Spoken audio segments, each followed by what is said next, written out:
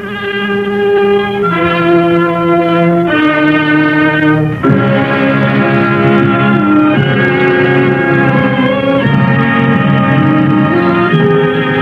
makers of Campbell Soups present the Campbell Playhouse. Orson Welles, producer.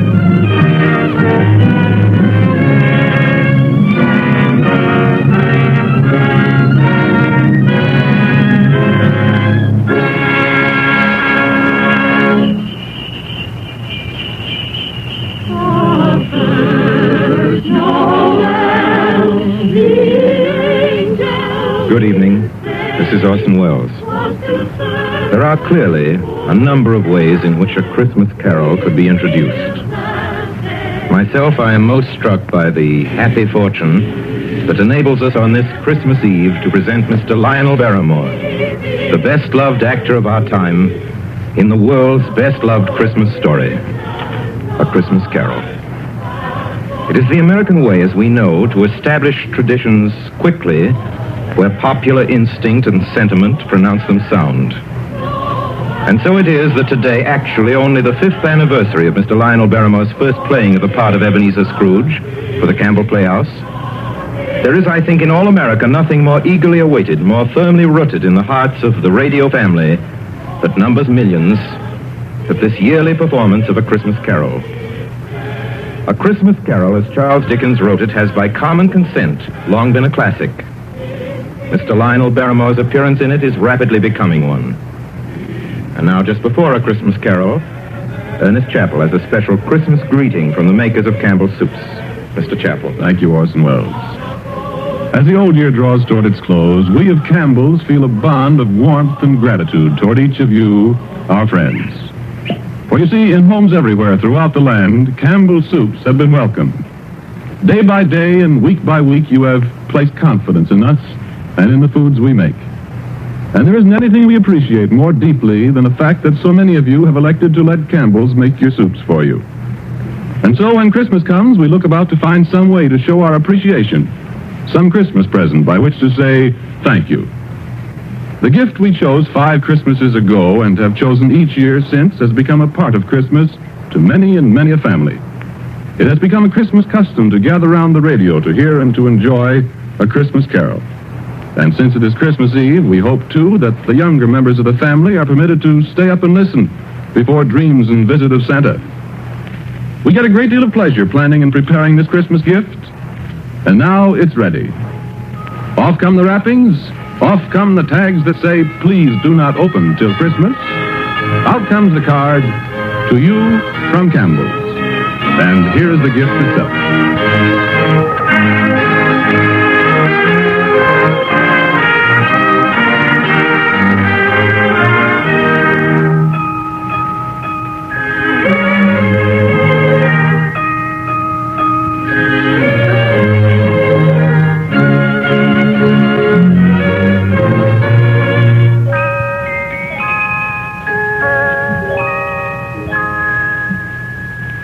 Marley was dead to begin with.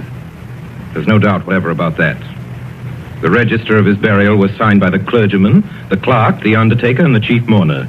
Scrooge signed it, and Scrooge's name was good upon change for anything he chose to put his hand to. Old Marley was as dead as a doornail. Scrooge knew he was dead? Of course he did. Scrooge and Marley were partners for I don't know how many years. Oh, but he was a tight-fisted hand at the grindstone, was Scrooge. A squeezing, wrenching, grasping, scraping, clutching, covetous old sinner. And once upon a time, of all the good days in the year, on Christmas Eve, old Scrooge sat busy in his counting house, a grim, cheerless place if ever there was one. The door of Scrooge's counting house was open, that he might keep his eye upon his clerk, Bob Cratchit, who in a cold and dismal little cell beyond worked at his ledgers. 19, 20, 21, 22. Merry gentlemen, let nothing you dismay. 23, 26, 29. Christmas Day. 11, 13, 17, 7, carry 1. Hour and 1. Bob Cratchit. Yes, Mr. Scrooge? Stop that infernal caterwauling. Yes, sir. 9, 15, 17, 21, carry on. Impudence. Singing their idiotic Christmas carols at my very door. Go somewhere else and bellow your blasted carols, or I'll give you in charge. Sorry, Governor. It's an old custom at Christmas time, you know. Yes, and I don't want any of your old customs. Take your fellow fools and go away. Christmas. Blah. Right, sir. Merry Christmas anyway, sir. A Merry Christmas, Uncle. A Merry Christmas, Bob. Merry Christmas, Mr. Fred. God save you, Uncle. Humbug. Christmas a humbug, Uncle? Now, I'm sure you don't mean that. I mean just that. Exactly that. Merry Christmas. What right have you to be merry? What reason have you? You're poor enough. Well, what right have you to be dismal about Christmas, Uncle? You're rich enough. Now, Uncle, don't be cross. Well, what else can I be when I live in such a world of fools? What's Christmas to you but a time for paying bills without money? Merry Christmas, a time for finding yourself a year older and not an hour richer. If I could work my will, every idiot who goes about with Merry Christmas on his lips would be boiled with his own pudding and buried with a stake of holly through his heart. He should. Uncle? Nephew, keep your Christmas in your own way and let me keep it in mine. Keep it, but you don't keep it, Uncle. Well, let me leave it alone then. What do you want? A Christmas gift, I've no doubt. I came to wish you a Merry Christmas, Uncle. Merry Christmas. Much good may Christmas do you. Much good it ever has done you. There are many things from which I derive good by which I have not profited materially, I dare say, Uncle. Christmas among the rest. But I have always thought of Christmas time as a good time. A kind, forgiving, charitable, pleasant time. And therefore, Uncle, though it has never put a scrap of gold or silver in my pocket, I believe it has done me good and will do me good. And I say, God bless it. God bless Christmas. Hurrah! Let me hear another sound out of you there, Bob Cratchit, and you'll keep your Christmas by losing your situation. As to you, nephew, I wonder you don't go into Parliament. You talk enough nonsense. Don't be angry, Uncle. I want nothing from you. I ask nothing of you. Why can't we be friends? Good afternoon. Well, I'm sorry you feel that way. I've tried. A Merry Christmas to you, Uncle. Good afternoon. And a Happy New Year, too. Humbug. And a Merry Christmas to you, Bob, and the missus, and to Tiny Tim. Thank you, Mr. Fred. Same to you, sir. Good day, sir. Good day, Bob. Nonsense. Twaddle. Lummery. Talking of Christmas and not 2 sixpences to jingle together in his trousers pocket. You there, Bob Cratchit. Come here. What are you doing there? I was only putting a bit more coal on the fire, Mr. Scrooge. Seeing it's so cold in there, sir. Well, you put that coal back into the scuttle. A fire! A fire, indeed. I can tell you, if you use coal at that rate, you and I will soon be parting company, Bob Cratchit. You understand that? There's many a young fella like your situation, you know. Oh, I'm sorry, sir. My fingers were getting a little stiff with the cold. Then put on your mittens. There's someone at the door. See who it is. Yes, sir. Good afternoon, sir. Good afternoon. This is the firm of Scrooge and Marley. Yes, sir. I should like to see the head of the firm, if I may. Oh, very good, sir. What is it? A gentleman to see you, Mr. Scrooge. Huh? Have I the pleasure of addressing Mr. Scrooge or Mr. Marley? Marley's been dead these 7 years tonight. I'm Scrooge. Well, now, Mr. Scrooge, at this season of the year, it's only fitting that we who are more fortunate should raise a fund to buy the poor some meat and drink and means of warmth. You may not believe it, sir, but many thousands are now in want of common necessities, and hundreds of thousands are in want of the simplest comforts, sir. Are there no prisoners? There are plenty of prisons, sir. And the workhouses? They're still in operation, I trust. I wish I could say they are not, but they are, sir. The treadmill and the poor law are in full vigor, then? Both very busy, sir. Oh, well, I'm very glad to hear that. I was afraid from what you said at first that something had occurred to stop them in their useful cause. No, sir, all these institutions that you mention are flourishing. But it's nevertheless true that some additional provision for the poor and the destitute must be made. A few of us upon change are endeavoring to raise such a fund, you see. And what shall I put you down for? Nothing. Oh, I see. You wish to be anonymous, sir. I wish to be let alone. I don't make merry myself at Christmas time, and I can't afford to keep a lot of idle people and make them merry. I help support the establishments that take care of the poor. They cost enough. Let those who are badly off go there. Many can't go there, sir. And many would rather die. Well, then, my advice to them is to do so and decrease the surplus population. Besides, I've only your word for it that all this is so. Truth, Mr. Scrooge. Well, so be it then. It's not my business. It's enough for a man to understand his own business and not to interfere with other people's. Mine occupies me constantly. Good afternoon, sir. I quite understand, Mr. Scrooge. Cratchit, show this gentleman out. Yes, sir. This way, please. Sir, I couldn't help overhearing. I should like to contribute threepence. Cratchit! Yes, sir. It isn't much, but it's all I can afford. But there are others in worse situation than I. You're a generous fellow. I wish I might say so of your employer. Cratchit! Yes, sir. Good afternoon, sir. Good afternoon. Merry Christmas. Merry Christmas. Yes, sir. Merry Christmas. Close the door. Yes, sir. I have closed it, sir. 24, 31, 1 and carry 3. A new scarlet tippet for Tiny Tim. And a comb for Martha. 33, 3 and carry 3. Hair ribbon for Belinda. 4, 7, 12, 15. I suppose you want the entire day tomorrow. If it's quite convenient, sir. It's not convenient, and it's not fair. But I suppose I can't do anything about it. If I was to stop half a crown of your wages, you'd think yourself very ill-used, I'll be bound. Well, sir, And yet you don't think me ill-used when I pay a day's wages for no work? It's only once a year, sir. Once a year. Once a year, indeed. A fine excuse for picking a man's pocket every 25th of December. But I suppose it's no good talking. You must have the whole day. Well, see that you're here all the earlier the next morning. You understand? Oh, I will, sir. I will, sir, indeed. Good night, sir, and Merry Christmas. Merry Christmas.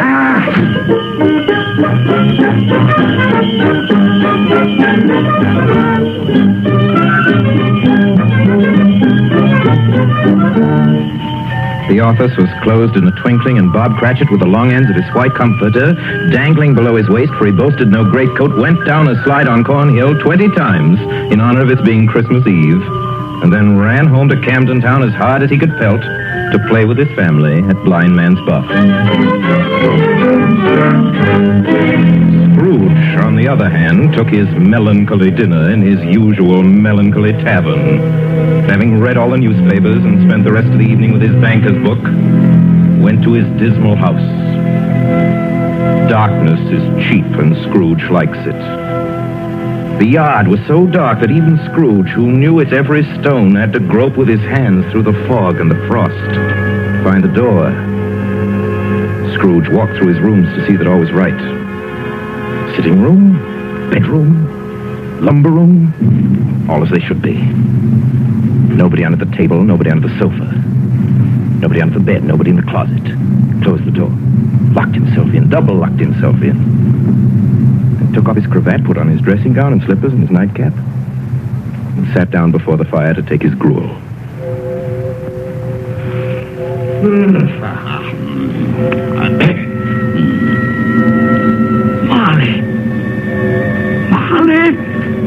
Marley! I could have sworn I saw... humbug. Marley's been dead these 7 years. Humbug. It's all humbug. What I need is a good night. What's that? Someone's in the wine cellar. But the door's locked and double locked. It's coming. Something is coming closer. Outside my door. I won't believe it.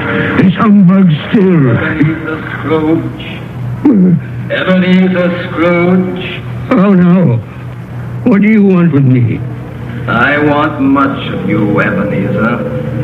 Who are you? Ask me who I was. Are you very particular for a ghost? All right. Who were you then? In life, I was your partner, Jacob Marley. Jacob Marley. But you're dead. You died 7 years ago. 7 years ago this very night. You are a ghost then? What's wrong, Ebenezer? Don't you believe in me? I do not. You doubt your senses, Ebenezer? Yes, because a little thing affects them. A slight disorder of the stomach makes them cheats. You can't be a ghost.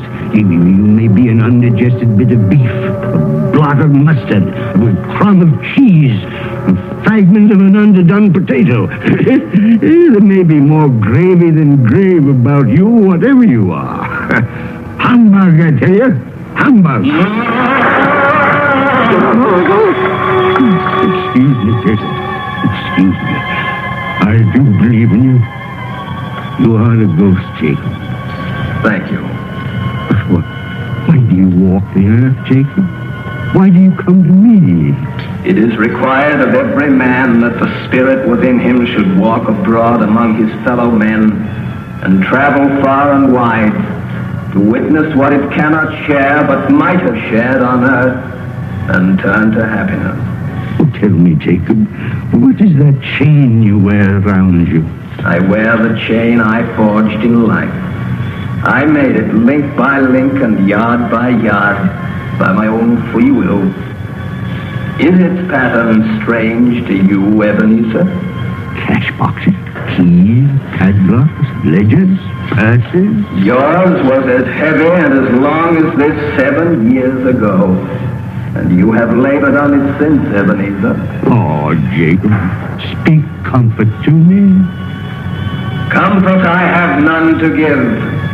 I cannot rest, I cannot stay, I cannot linger. Weary journeys lie before me. You travel fast? Yes, Ebenezer, on the wings of the wind. 7 years dead and traveling all the time? 7 years, Ebenezer. 7 years of remorse. Ebenezer, do you know that no space of regret can make amends for one life's opportunities misused? But you were always a good man of business, Jacob. Business? Mankind was my business. Charity, mercy, benevolence, they were all my business. The dealings of my trade were but a drop of water in the comprehensive ocean of my business. Oh, Jacob, don't take on so. Jacob. Listen to me, Ebenezer. I listen to you, Jacob. Go on, Jacob, speak to me. But don't be so flowery. Ebenezer, I am here to warn you that you have yet a chance and hope of escaping my fate. Do you hear that, Ebenezer? Yes, Jacob. You always were a good friend to me, Jacob. Thank you, Jacob. But go on. Go on. Go on. How shall I escape? Oh, I'm afraid, Jacob. You will be haunted by 3 spirits. Is that the only chance and hope, Jacob? It is your only chance and hope. Then I think I'd rather not. Without their visit, you cannot hope to shun the path I tread. Expect the first tomorrow, when the bell tolls 1. Couldn't I take them all at once and have it over, Jacob? Ebenezer, look that for your own sake you remember what has passed between us. And remember, when the bell tolls 1, look for the first spirit. Marley. Jacob Marley.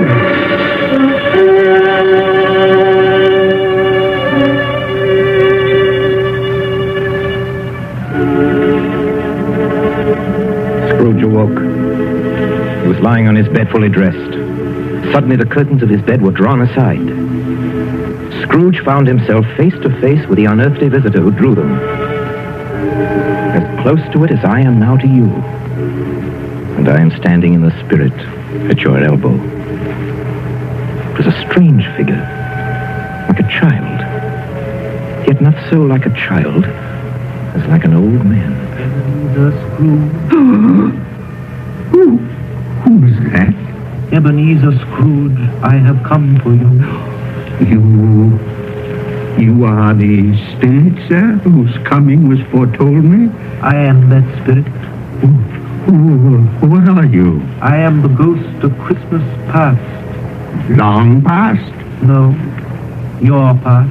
But, what do you want of me? What brings you here to haunt me? Your welfare, Ebenezer Scrooge. Rise and walk with me. Oh, no, not out of the window. I can't do that. I'll fall down. I'm not a spirit. I'm mortal. I'll fall. Bear but a touch of my hand upon your heart, and you shall be upheld in more than this. Come, follow me.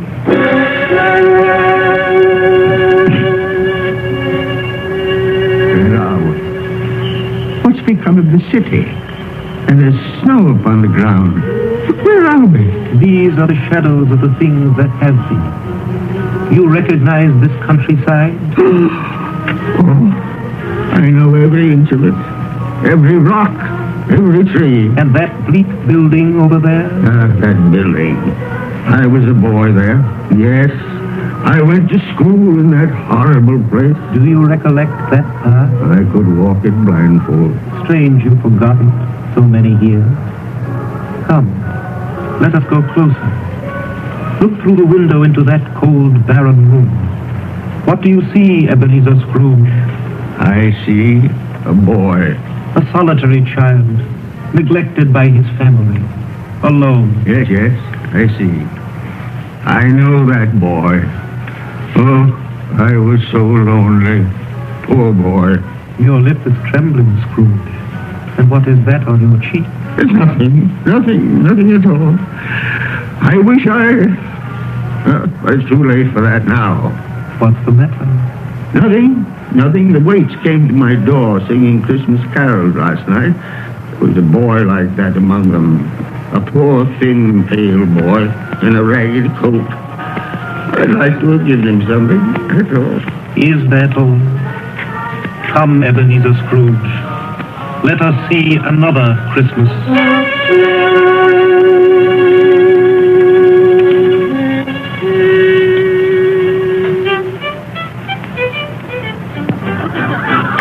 Do you know this place, Ebenezer Scrooge? Know it? Why, this is the counting house where I was apprenticed. Listen. Choose your partners. Why, it's my old master. Bless his heart, old Fezziwig. My master, alive again, and hosting one of his Christmas parties. Listen to him. Read the needle and back to your places. There's Dick Wilkins. Poor Dick. Dear, yes. And look, there's Mrs. Fezziwig herself, looking younger than any of them. And the tables all loaded with roast and cider and mince pie and beer. Oh, what a jolly time we used to have. That carefree young man with the light heart and the gay smile. Do you recognize him? Yes. Merciful heaven. How happy I was then. A small matter for old Fezziwig to make those silly folks so full of joy. Small matter? Small indeed. Isn't it? He has spent only a few pounds of your mortal money. Is that so much that he deserves praise? It's not that. It's not that, Spirit. Old Fezziwig has the power to make us happy or unhappy, to make our service light or heavy. His power lies in words and looks, in things so tiny it's impossible to count him up. The happiness he gives is quite as great as if it cost her...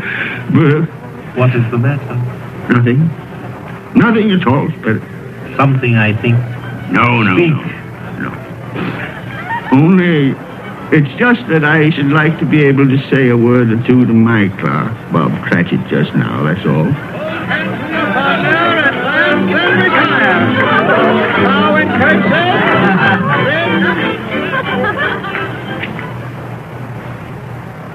My time grows short, and we have yet another journey to make. Where now? Come. This is our last visit to the past, Ebenezer. Here, in this little room, with a fair young girl by your side.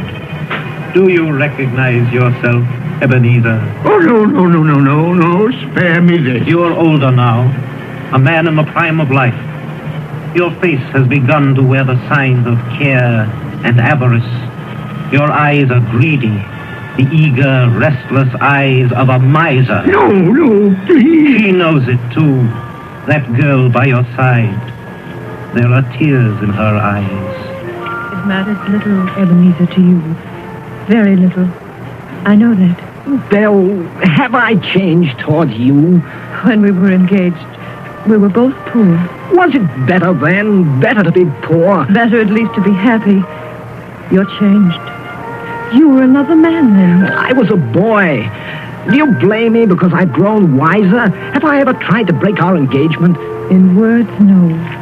Never. In what, then? In a changed nature. In an altered spirit. In everything that made my love of any value in your sight. Shall I release you from your promise? Belle. Oh, at first it may cause you pain to lose me. A very brief pain. But soon it will be dim, like a half-remembered dream. An unprofitable dream. And you will be glad to be awake from such a dream. May you be happy in the life you have chosen, Ebenezer. For the love of him you once were. Spirit, it's enough. Show me no more. Take me home. These were shadows of the things that have been. That they are what they are.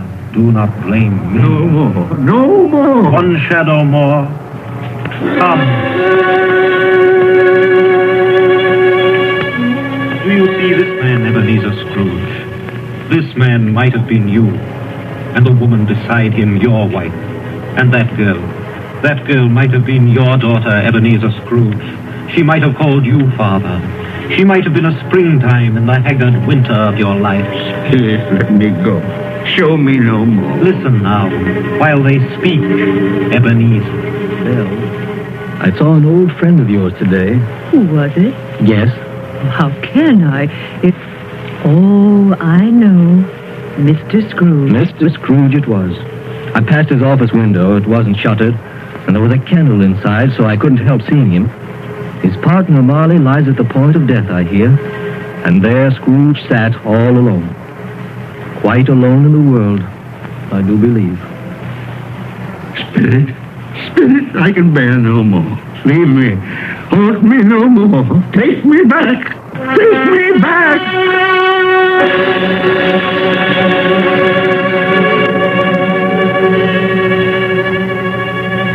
Good King Wenceslas looked out on the feast of Stephen, when the snow lay round about, deep and crisp and even, brightly shone the moon that night. You are listening to the Campbell Playhouse, bringing you tonight the 5th annual presentation of Charles Dickens' A Christmas Carol, produced by Orson Welles and starring Lionel Barrymore as Scrooge. This is the Columbia Broadcasting System.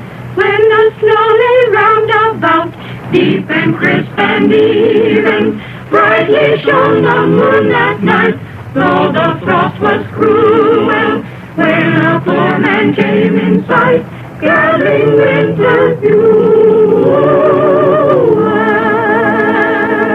And now, back to the Campbell Playhouse in the 5th annual presentation of A Christmas Carol. A Christmas present from the makers of Campbell's Soups.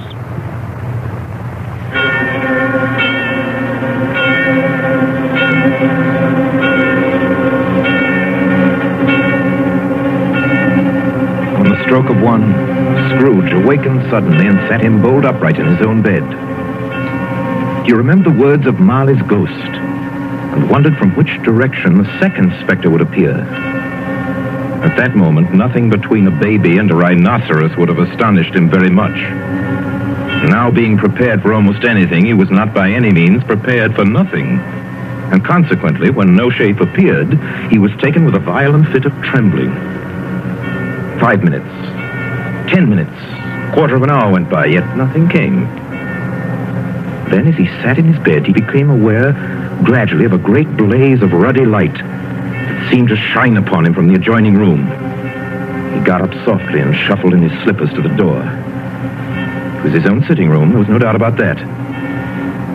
But it had undergone a surprising transformation. The walls and ceiling were so hung with living green that it looked a perfect grove. And there sat a jolly giant, glorious to see, who bore a glowing torch in shape not unlike Plenty's horn, and held it up high up to shed its light on Scrooge as he came peeping round the corner. Come in, Ebenezer Scrooge, and know me better, man. I am the ghost of Christmas present. Spirit, take me where you will. Last time I went against my will and learned a lesson which is working now. If you have anything to teach me, let me profit by it. Touch my robe, Ebenezer Scrooge. Touch my robe.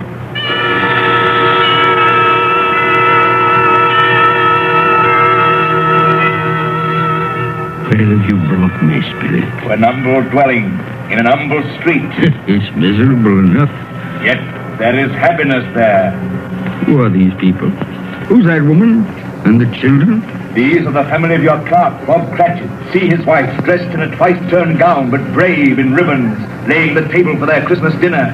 And there, assisting her, is her daughter, Belinda. And the young man with a fork in the stuffing, that's Master Peter Cratchit. And the two little Cratchits. Listen, Scrooge, and watch. Here's Martha, Mother. Quiet, children, quiet. Now sit you down before the fire, Martha, and have a warm, Lord bless you. Where's Father? He's been to church with Tiny Tim. They'll be along directly. How is Tiny Tim, Mother? Any better at all? Sometimes I think he is. And sometimes I think, oh, dear God, if anything should happen to Tiny Tim. Oh, Mother, you mustn't even think of such a thing.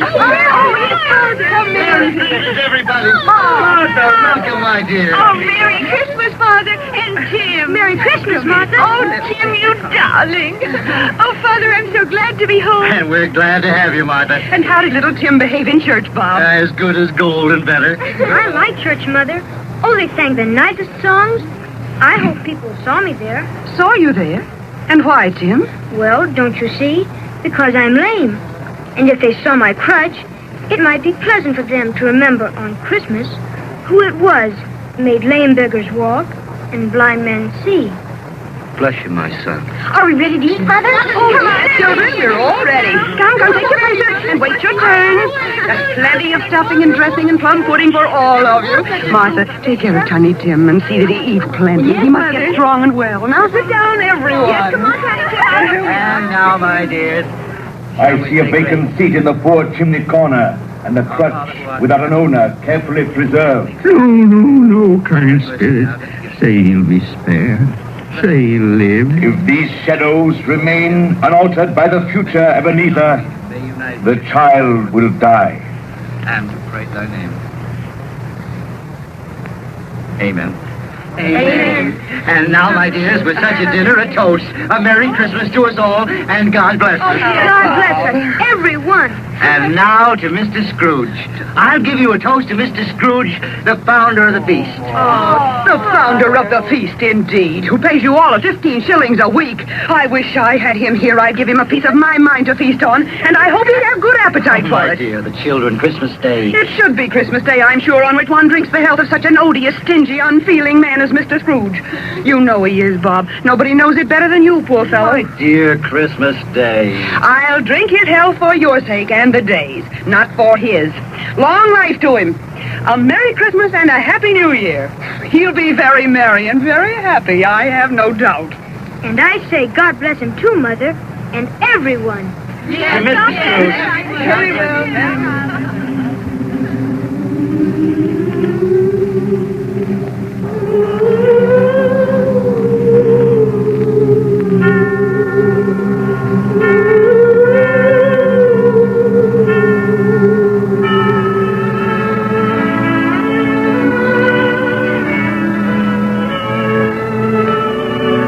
There was nothing of high mark in all this.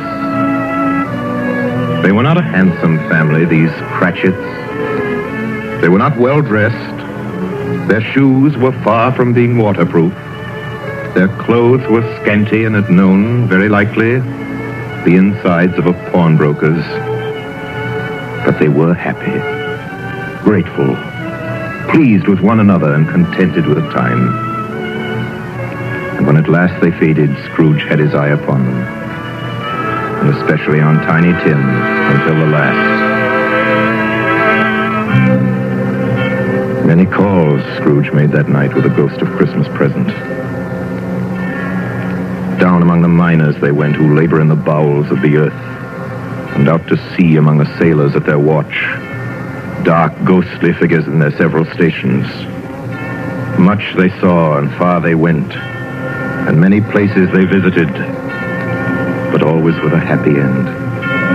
The spirits stood beside sick beds, and they were cheerful. On foreign lands, and they were close at home. By poverty, and it was rich. In almshouse, hospital, and jail, where vain man in his little brief authority had not made fast the door and barred the spirit out, The spirit left his blessing. It was a long night. It was only a night. And it was strange, too, that while Scrooge remained unaltered in his outward form, the ghost grew older. Clearly older. My life upon this globe is very brief, Ebenezer. It ends tonight. Tonight? Tonight at midnight. Hark. The hour has come. Oh, not yet. Not yet. Well, there are still more things I wish to learn. These you will learn from still another spirit. Still another spirit, Ebenezer. Scrooge looked about him for the ghost that had vanished. But he found himself once more in his bed, in his dressing gown and his nightcap. He'd heard the clock strike. And then he remembered the prediction of old Jacob Marley, and lifting up his eyes, beheld the third spirit. A solemn phantom,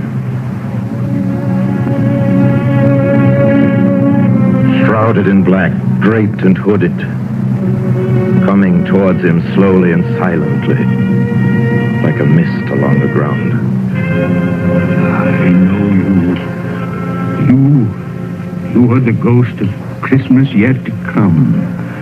You will show me the shadows of things that have not happened, but will happen in the time before us. Answer me, spirit, ghost of the future. Oh, I fear you more than any specter I've seen. Yet, as I know your purpose is to do me good, and as I hope to live to be another man from what I was, lead on. Lead on! The night is waning fast. Time is precious. Spirit, why have you brought me here again? Into Bob Cratchit's home? But it's not the same. Why is it so quiet? So very quiet here. Mother, please. Oh, my son. My little son. Tiny Tim. I loved him so. Mother, dear, you mustn't. It's almost time for Father to be home. Don't let him see you crying. Yes. Yes, Martha. He's late tonight. He walks slower than he used to. Yet I've known him to walk very fast indeed with Tiny Tim on his shoulder. So have I, Mother. But he was light to carry. And his father loved him so that it was no trouble. No trouble at all. Bob. Good evening, my dear. You're late, Bob. I'm sorry, my dear. I went to the churchyard today. I wish you could have gone with me. It would have done your heart good to see how sweet and green a place it is. You'll see it often. I promised him. I promised Tiny Tim we'd walk there on Sunday. Oh, Father, dear. It's God's will, Bob. I'm trying to understand it, my dear. My son. My little son, Tiny Tim. And I loved him so. Oh, that's cruel. Cruel. Spirit, can't you give me one ray of hope that I may change all that? That Tiny Tim may live?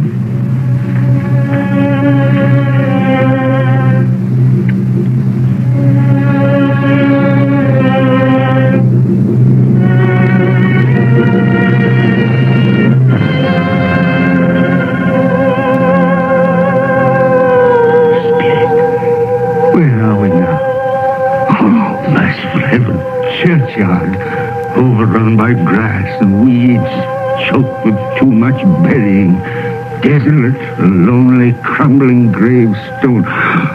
Spirit, now before I draw nearer to that gravestone, answer me one question. Are these the shadows of things that will be, or are they the shadows of things that may be only? Will you not speak to me, Spirit? What is that grave to which you point? Now I see. There's writing on that stone. The name on the gravestone is Ebenezer Scrooge. Ebenezer Scrooge.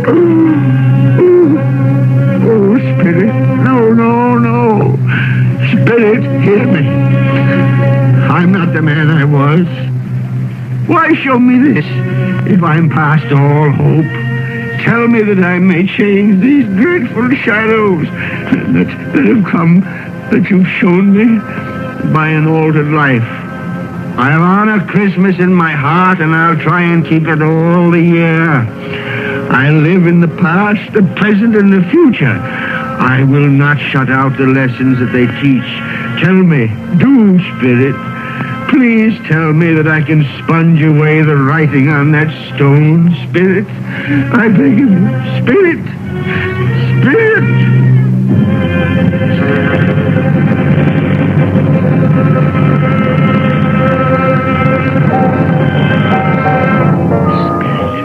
I promise on my knees. I promise.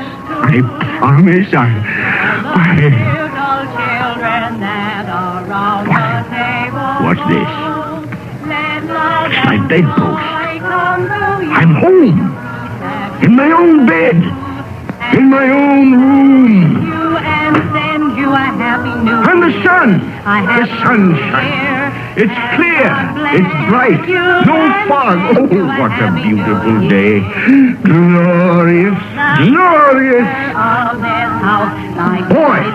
Oh, boy. Yes, sir? What's today? What's that, sir? What day is it, my fine fella? Today? Why, it's Christmas Day. Christmas Day! Ha ha! I haven't missed it. The spirits have done it all in one night. All in one night. Heaven be praised. How's that, sir? Listen, my lad. Do you know where the poultry is in the next street? I should say I do. An intelligent boy. A remarkable boy. Tell me, do you know if they've sold the prize turkey that was hanging in the window? The one as big as me? What a delightful boy. It's a pleasure to talk to you. Yes, my buck? It's hanging there now, sir. Oh, that's wonderful. Now go around, will you, and tell them to send it to Bob Cratchit and his family on Broad Street. And mind you, they're not to know who paid for it. Now, hurry along, my lad. And here's half a crown for your trouble. Yes, sir. Yes, sir. And a Merry Christmas. And a Merry Christmas to you, too, my boy. Oh, I don't know what to do. I'm as light as a feather, as happy as an angel. I'm as merry as a schoolboy. A Merry Christmas. A Merry Christmas to everybody. A Happy New Year to all the world. Whoop! Whoop!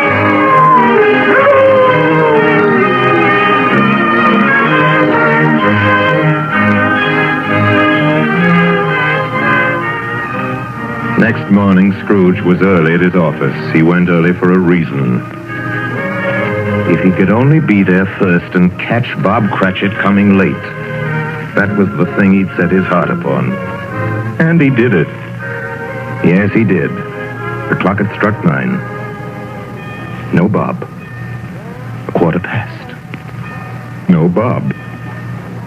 Scrooge sat with his door wide open that he might see him come in. And at last he came. His hat was off before he opened the door. His comforter, too. He was on his stool in a jiffy, driving away with his pen, as if he were trying to overtake 9 o'clock. 8 and 17 and 15, carry the 1, 24, carry the 2, 31, carry the 4, 8 and 6 and 14, carry the 8. Hello, you, Cratchit. Yes, sir.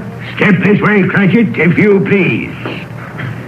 Cratchit, what do you mean by coming in at this time of day? Oh, I'm very sorry, sir. I'm behind my time. You are? You are? Yes, I think you are. Oh, it's only once a year, Mr. Scrooge. It shall not be repeated. I was making rather merry yesterday, sir. I'll tell you what, my friend. I'll not stand this sort of thing any longer. And therefore, Bob Cratchit, I'm about to raise your salary. Mr. Scrooge, are you quite yourself, sir? No, thank heaven I'm not quite myself. Merry Christmas, Bob. Ha ha! Merry Christmas, my good fella. A merrier Christmas than I've given you in many a year. I'll raise your salary and we'll see what we can do for Tiny Tim and the rest of your family. We'll discuss it this very afternoon over a Christmas bowl of smoking bishop. Bob! Bob, make up the fire. Make it up and buy another coal scuttle before you dot another I.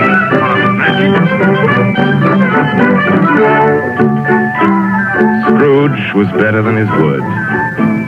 He did it all, and infinitely more. To Tiny Tim, who did not die, he was a second father. He became as good a friend, as good a master, and as good a man as the good old city knew, or any other good old city, town, or borough in the good old world. Some people laughed to see the alteration in him, but he let them laugh, and little heeded them. His own heart laughed, and that was quite enough for him.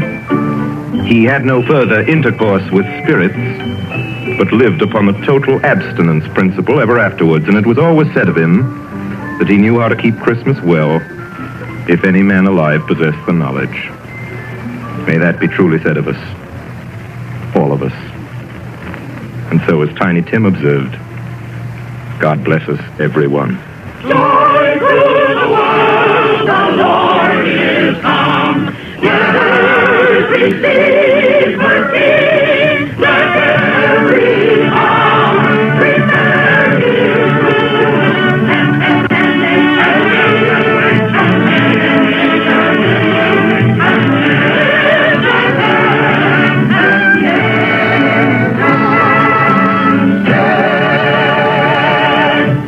You have just heard our annual presentation of Charles Dickens' A Christmas Carol, starring Lionel Barrymore, brought to you by the makers of Campbell Soups.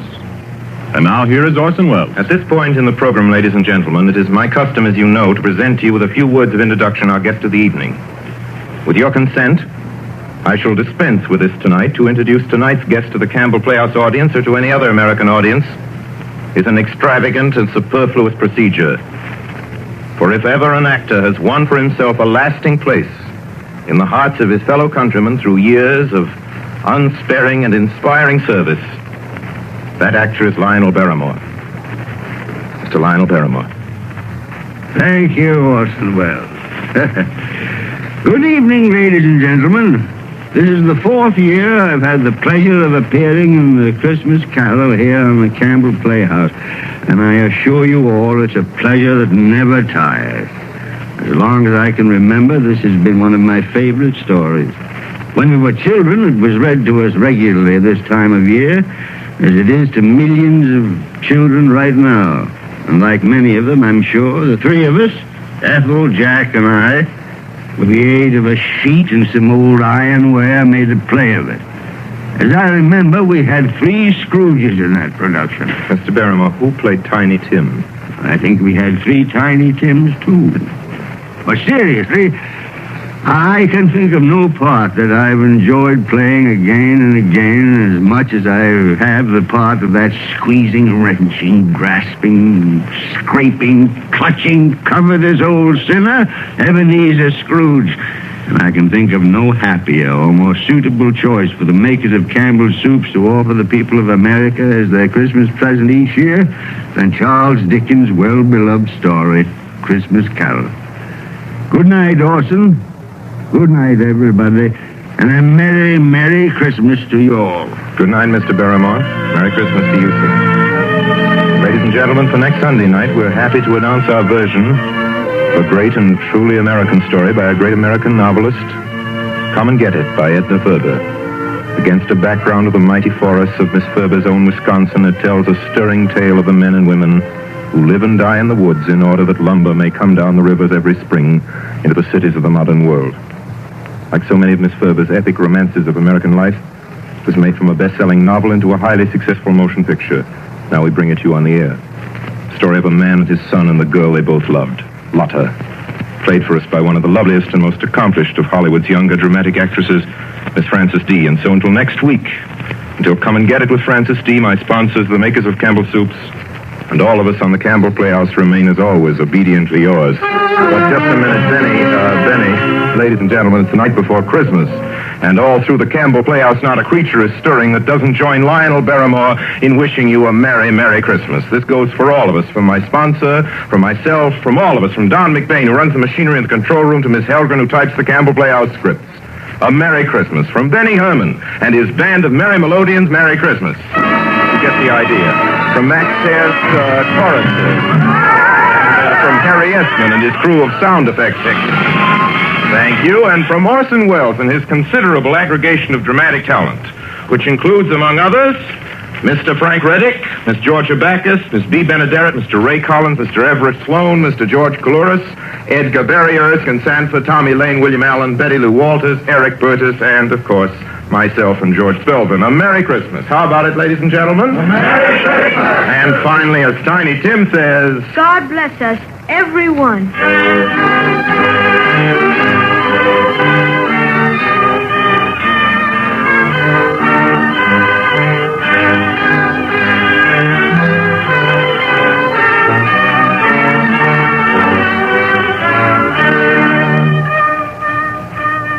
The makers of Campbell's Soups join Orson Welles in inviting you to be with us in the Campbell Playhouse again next Sunday evening when we bring you Edna Ferber's Come and Get It with Miss Frances D. as our guest.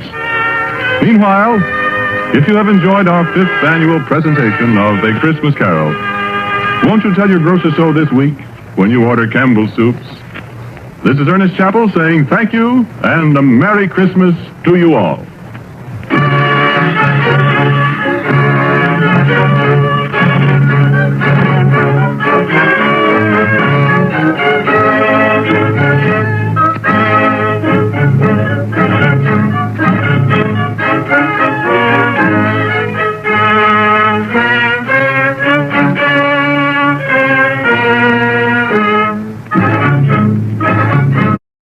I urge all of you to join Veterans Ticket Foundation. There is no charge, no obligation.